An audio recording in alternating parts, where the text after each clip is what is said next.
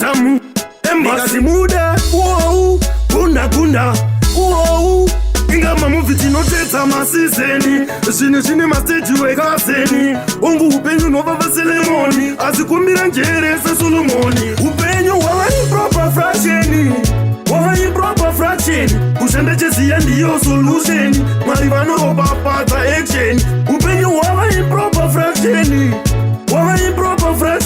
kushanda cheziya ndiyo solution mwari vanoropafadza action kune timu yangu rinopusha ngoro ive netariro jehovha kumusoro ndivo vacho vanotura mutoro ondotorirwa namaikoro sando kune wesano hwasela anotenderedza madhiri sepropela ndozviziva nzire munofamba inobaya musacheukeihwa musamboritaya upenyu hwava improper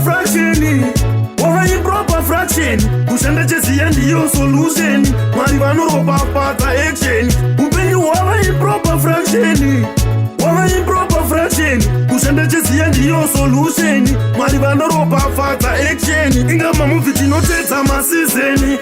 zvine masteji wekazeni ungu upenyu novava selemoni asi kumbira njere sesolomoni kuri kwegava ndokusina mutsupfu kurima kunorwadza sima riri muivhu usadzoke shure vakakubata rafu ungava horizontal vertical kwidza grafu upenyu hwava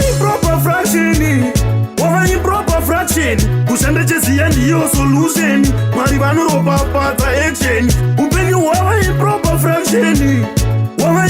fraction kushanda cheziya ndiyo solution mwari vanoropafadza action kune timu rangu rinopusha ngoro ive netariro jehovha kumusoro ndivo vacho vanotura mutoro ondotorirwa namaikoro sando kune wesano hwasela anotenderedza madhiri sepropela ndozviziva nzire munofamba inobaya musacheukeihwa musamboritaya upenyu hwava